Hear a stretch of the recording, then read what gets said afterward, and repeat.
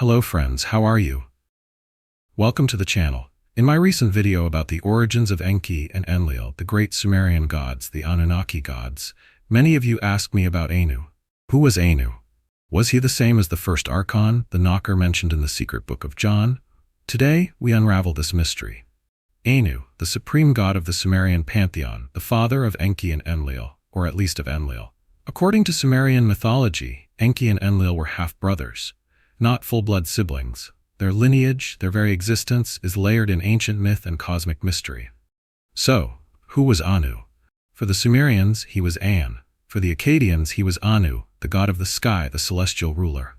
He stood at the pinnacle of the Mesopotamian pantheon, forming a divine triad with Enlil, the god of air, and Enki, the god of wisdom and water. But beyond this triad, many other gods existed, each playing a role in the cosmic order. Anu's origins trace back to two primordial forces, Anshar and Kishar, the horizons of heaven and earth. He was the force that ruled from above, unseen yet omnipotent. Despite his supreme status, there are no anthropomorphic depictions of Anu in ancient texts. Instead, his presence is marked by four cuneiform symbols forming the shape of a star. But this symbol carries a dual meaning. It does not only represent Anu, it represents the very concept of the sky itself. The Sumerians intertwined divinity with the cosmos, and so Anu was both god and sky, ruler and realm. His throne was beyond the reach of mortals, shared only with his consort, the goddess Ki, and an entourage of celestial deities. And then there's the symbol of Anu, a star with 8 points, an emblem of power, cosmic balance, and divine authority. But it does not stand alone. Look at history. Look at the symbols that have endured through the ages. This ancient mark of Anu bears a striking resemblance to another, the Christian symbol of Alpha and Omega. Coincidence? Perhaps not. The Catholic Church, like many religious institutions, has woven together ancient beliefs, adopting and reshaping symbols from civilizations long before its time. Before Christianity, Egypt took its sacred imagery from Sumer. Before Egypt, the Hebrews preserved echoes of Sumerian traditions. And so, over centuries, these symbols carried forth, refined, redefined, yet never truly lost. Anu is often depicted with a crown adorned with horns, seated upon a grand throne, a symbol of divine kingship. His presence is undeniable, yet enigmatic. What was his true role? A god of wisdom, of creation? Or was he something more, something hidden between the lines of history? These are the questions we continue to explore. Let me know your thoughts in the comments, and if you enjoyed this, don't forget to like, subscribe, and share. Until next time, the journey continues. The Sumerian gods carried the sacred symbols of Anu. As we see here, they were threefold, each a representation of his divinity, power, and dominion. The first was the crown with horns, a mark of his sovereignty, a declaration that he was the supreme ruler of the gods. The second was the scepter, a symbol of absolute authority, signifying his control over the cosmos itself. The third was the celestial bull, a beast of sacred power, embodying strength, fertility, and divine force. The crown, the scepter, the celestial bull, these were the essence of Anu, but they were not unique to him. These symbols echoed across civilizations, reappearing in different forms, yet carrying the same esoteric significance. Look deeper. Over time, these elements found their way into Christian and Catholic traditions. The image of the supreme deity, enthroned, crowned, holding a staff, did not originate with Christianity. It was inherited, adopted, transformed. The golden-robed, bearded ruler seated upon a celestial throne was first seen in ancient Mesopotamia, where Anu reigned as the unseen force behind the divine order. Across Sumerian texts, Anu is described as the creator of the universe. Sometimes, he acts alone. Other times, he is assisted by Enlil and Enki, the two great powers beneath him. A divine triad. Does this sound familiar? The concept of a divine triad appears across cultures and epochs. In Sumer, there was Anu, Enlil, and Enki, three celestial forces shaping the world. In Egypt, it was Osiris, Isis, and Horus, a family of death, rebirth, and kingship. In Hinduism, the Trimurti manifests as Brahma, Vishnu, and Shiva, governing creation, preservation, and destruction. Christianity later introduced the Holy Trinity, the Father, the Son, and the Holy Spirit, not as three separate gods, but as a singular divine presence in three aspects. Is this a natural evolution of belief, or the remnants of a deeper, ancient structure woven into the fabric of spiritual thought? But where did this trinity originate? Why does it appear across civilizations, across time? When we examine its true origins, a deeper, more unsettling truth emerges. A truth hidden beneath layers of religious doctrine, waiting to be uncovered. And then, the shift. As monotheism rose, the concept of one supreme God took hold. In Christianity, the Trinity was redefined, not three gods, but three aspects of a singular divine force. Yet, the echoes of Anu's influence remained. But Anu's role was not limited to celestial rulership. He was also the giver of sustenance, the bringer of grains, barley, wheat, and hemp. Crops that sustained the Sumerians, but at what cost? Consider this. The legacy of the Anunnaki was not one of benevolence. They were invaders, colonizers, and manipulators. They arrived not as saviors, but as rulers, imposing their order upon early humanity. Among the many things they introduced, one has shaped entire civilizations: wheat, a staple crop, a foundation of agrarian societies. But was it truly a gift or a tool for control? Consider this. Industrial wheat today is one of the most genetically modified crops on the planet, associated with diseases, dependency on monoculture farming, and corporate control over food supply. Could this have been the original intention, to make human civilization dependent on a structured, controlled food system? Meanwhile, on the other side of the world, in the lands of ancient America, a different story unfolds. The Mayan civilization spoke of the gods of corn, the men of corn, a sacred bond between humans and their sustenance. Corn was given, not imposed.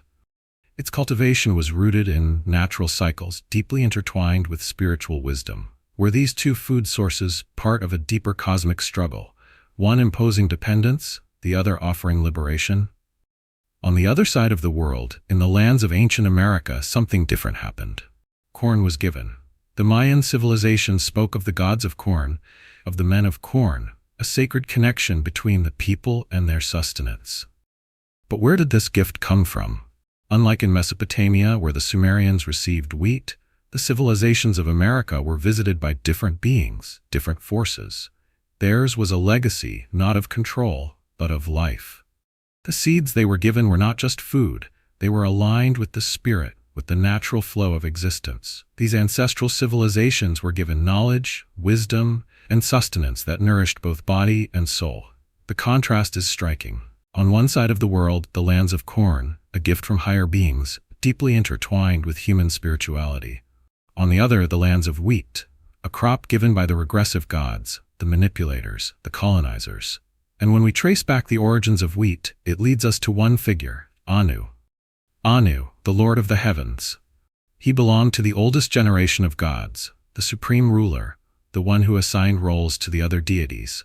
He was called Father of the Gods, and his children included Inanna, Enki, Nergal, Ningirsu, and Baba.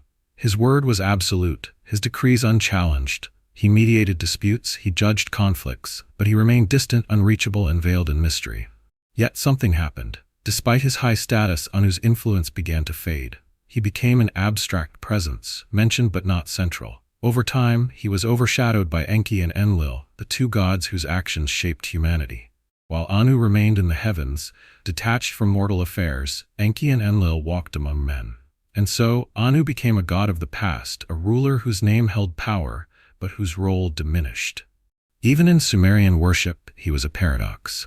One would expect that the supreme god would have been honored above all others, but the ancient texts tell a different story.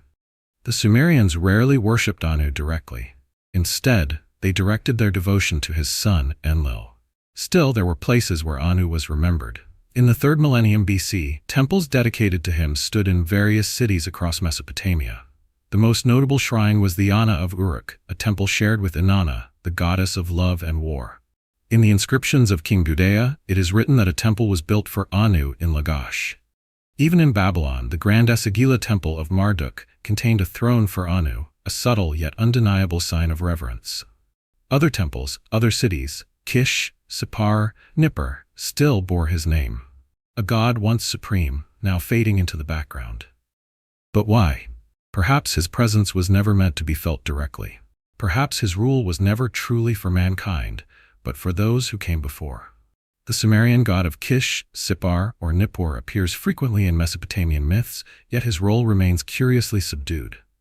Though considered the supreme god of the Sumerian pantheon, his presence in the great epics does not always reflect his true power. Take the Epic of Gilgamesh. Anu does not dominate the narrative, yet he appears at pivotal moments, listening to the cries of the people of Dur-Uruk and deciding to create Enkidu, a wild man, a force of nature, meant to challenge Gilgamesh and restore balance. Or consider the Atrahasis, the ancient flood myth. When the masses rebel, Enlil, terrified, summons the great gods for counsel. Among them is Anu, offering advice. Find the leader of the rebellion. Anu, though distant, is always there, watching, influencing, deciding. And then there's the Enuma Elish, the story of cosmic war and creation. Anu, for all his might, is fearful of Shamash, hesitant in the face of conflict, yet his actions set the stage for Marduk's ultimate victory over chaos. But perhaps the most intriguing tale is the wheat myth. Anu, in his celestial domain, chooses to gift humanity the secrets of agriculture, wheat, barley, and hemp. A gift, or something else? For no sooner does Anu bestow this knowledge than Enlil intervenes, hiding the grain deep within a mountain, sealing it behind a great door. Control, restriction, manipulation. This is not the only curious detail about Anu. He is said to be over 5,000 years old, but for the Sumerians he was more than a myth. He was a force, a presence, an entity. He was the creator of the stars, each one a celestial soldier, capable of annihilating evil at his command. His power extended through his symbols, the royal tiara, the throne, and his trusted servant, the god Yabrat. In the divine order, Anu stood at the apex, forming a sacred triad with Enlil, the god of air and storms, and Ea, Enki, the god of water, wisdom, and the very foundations of the earth. This triad, this divine structure, echoes throughout history. Uruk, the ancient city, was his center of worship. But here, a question arises. Who was Anu's true wife? Some sources point to Ki, the earth goddess. Others hint at Izar. The truth remains unclear, shrouded in the lost records of time. But what is undeniable is this. The same mythological pattern repeats across civilizations. In Egypt, Ra, the sun god, has two sons, Osiris and Set, opposites, locked in conflict. In the Bible, the first two sons of humanity, Cain and Abel, become rivals, antagonists, their story echoing through generations. Abraham, the great patriarch, has two sons, Isaac and Ishmael, who divide into opposing nations, opposing faiths. And then, history repeats itself. Isaac has Jacob and Esau. Again, two rival brothers, one chosen, one cast aside. Why does this pattern persist? Why, in every ancient lineage, does division emerge? Why are two forces always set against each other, one representing order, the other chaos? The answer lies in the nature of the rebellion. From the beginning, there was a divide. Those who ruled from the heavens imposed their control through conflict, through the illusion of choice. Two opposing forces, both serving the same master. This is how empires are built, how civilizations are shaped. By war, by duality, by the endless cycle of division. It started with the oldest civilization on Earth, the Sumerians. From there it spread. The Greeks mirrored it with Zeus and Hades, sons of Kronos, locked in eternal struggle. But what if it all traces back to one source? What if Anu himself, the great distant ruler, was not what he seemed? In the secret book of John, there is a name, Yaldabaoth. He is called the first ruler, the great deceiver, the one who took power from the true source. He is the architect of division, the force behind the false gods, the hidden hand in the rebellion. Could Anu and Yaldabaoth be one and the same? The secret book of John describes Yaldabaoth as a being of arrogance, a ruler who claimed supremacy over creation, but who in reality was an impostor, a usurper, a being who severed himself from the original creative force. Sophia, the mother of Yaldabaoth, birthed him outside the true order. He was never meant to rule. But he took power by deception, by war, by imposing his dominion upon the heavens. And what does Yaldabaoth do? He creates two opposing forces, two sons, one favored, one rejected. He divides to conquer, to control, to maintain his illusion of power. Cain and Abel, Isaac and Ishmael, Osiris and Set, Zeus and Hades. Over and over the pattern repeats. So if Yaldabaoth is the architect of this cosmic deception, could Anu be his reflection in Sumerian mythology?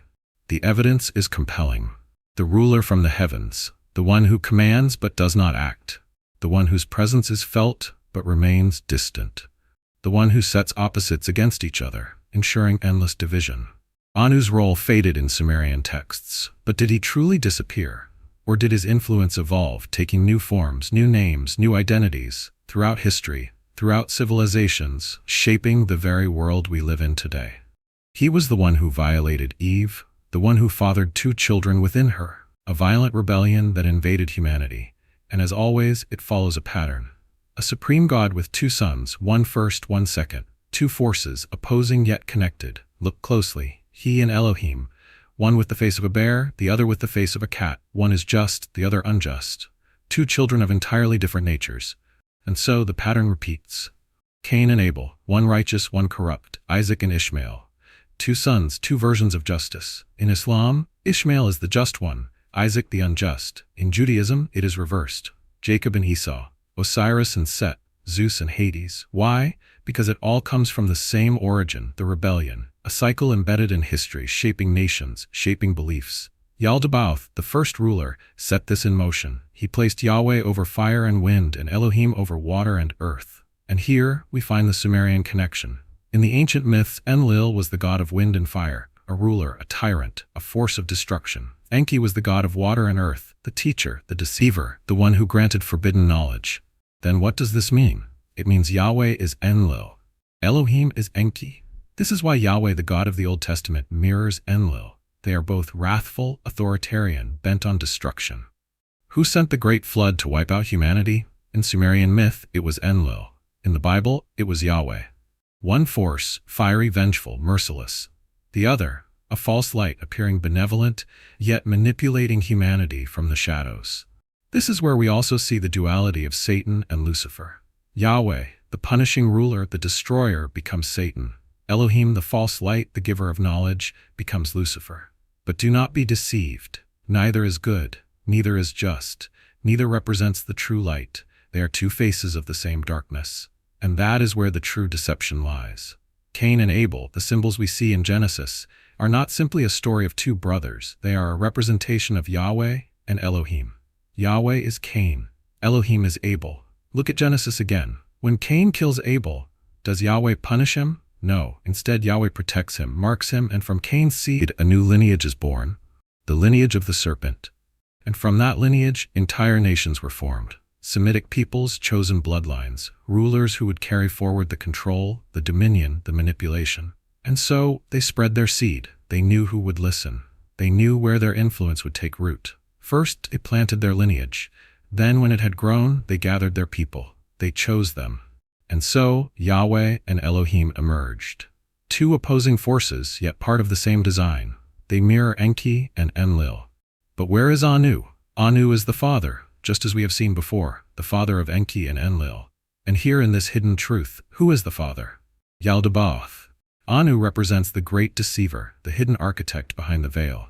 In symbolism, Anu and Yaldabaoth are one. There it is, clear and undeniable. Yaldabaoth, Yahweh and Elohim. Anu, Enlil and Enki. Ra, Osiris and Set. Kronos, Zeus and Hades. Abraham, Isaac and Ishmael. The pattern repeats again and again. It did not stop with the ancient civilizations. It was adopted, rebranded, woven into Christianity. The Father, the Holy Spirit, and the Christ, the Trinity. And yet, the secret book of John speaks of 3 forces, the Father, Barbello, and the offspring. But these are not gods. They are not rulers who choose nations, control civilizations, demand worship. They do not establish empires, religions, sacrifices. They are not deities to whom we must kneel. They are the primordial forces of creation, the eternal laws of life itself. They do not demand offerings. They do not require you to build temples, to pray in churches, to obey dogma. They are the foundation upon which all existence was built. But what did the dark force do? It copied the original model. It distorted it. It turned the divine 3 into a false trinity, the satanic trinity. Even in the secret book of John, this is revealed. The origins of the Trinity, not as a divine mystery but as a deception. Look deeper. The document speaks of 3 names, 3 faces of darkness itself. Neither light nor darkness, but something else. Gloom. Why? Because the rebellion was not pure darkness. It was a mixture, light stolen and corrupted. It was not true light. It was a dim, flickering illusion, a deception. That is why within the dark forces there exists a so-called positive side. The ones who appear as saviors, liberators, bringers of knowledge. Enki, Lucifer, Elohim, Abel. And then on the other side, the absolute darkness. Cain, Yahweh, Satan, but both belonged to the same rebellion. Because the light that Yaldabaoth stole from Sophia was never true light, it was a counterfeit, and that truth changes everything. The shadowy ruler has three names. The first is Yaldabaoth, the false god, the father of deception. The second is Saklas, the first son, the blind one.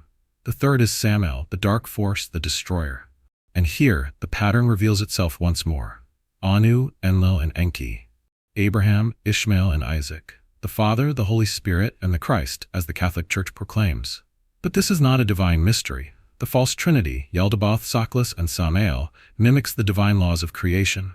In Gnostic texts, these three names represent aspects of the same deceptive force, the demiurge, the architect of illusion. But across ancient civilizations, the same threefold structure appears, not as a divine force, but as a system of control. Sumer, Anu, Enlil, Enki. Egypt, Ra, Osiris, Set. Greece, Kronos, Zeus, Hades. Christianity, the Father, the Holy Spirit, and the Son, a doctrine later adapted by the Roman Church.